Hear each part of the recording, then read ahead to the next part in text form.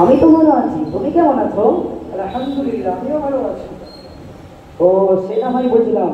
তো তুমি এতদিন কোথায় ছিলে? আর এই মডার্ন যুগে এই ঢিলাঢালা জামা পড়েছো কেন? আর তোমার মাথায় ওটা কি?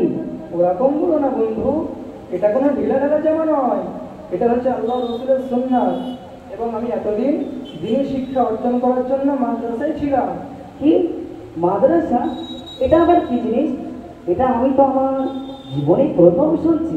এটা খেতে হয় না মানতে হয়? আস্তাগফিরুল্লাহ আস্তাগফিরুল্লাহ বন্ধু, তুমি মাদ্রাসা মানে কি জানো না? কই না তো।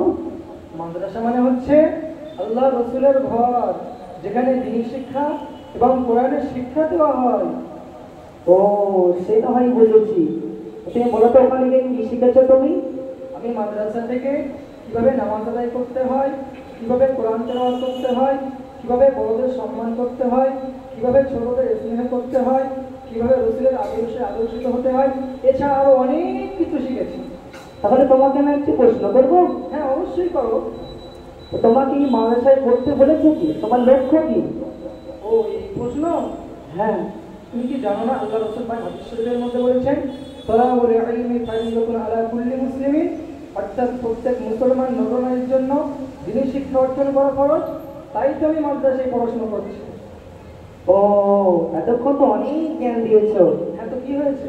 নামাজ পড়তে শিখেছো, কোরআন পড়তে শিখেছো, রসুলের আদর্শে আদর্শিত হতে শিখেছো। তো নামাজ তো আমিও পড়তে পারি। কি, তুমি নামাজ পড়তে পারো? হ্যাঁ, কেন?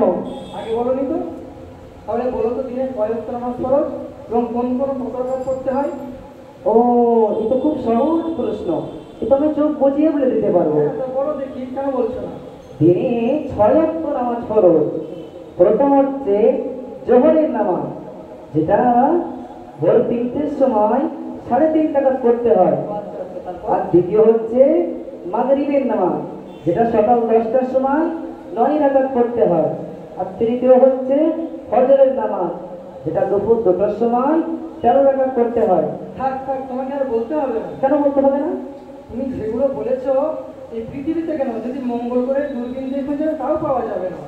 তাই তো এগুলো সুন্দরভাবে শিখতে হলে, সঠিকভাবে শিখতে হলে মাদ্রাসায় যাওয়ার প্রয়োজন। তাই তো আমি সব কিছু ত্যাগ করে ফুলেরা হিফজুল কোরআন মাদ্রাসায় পড়াশোনা করছি।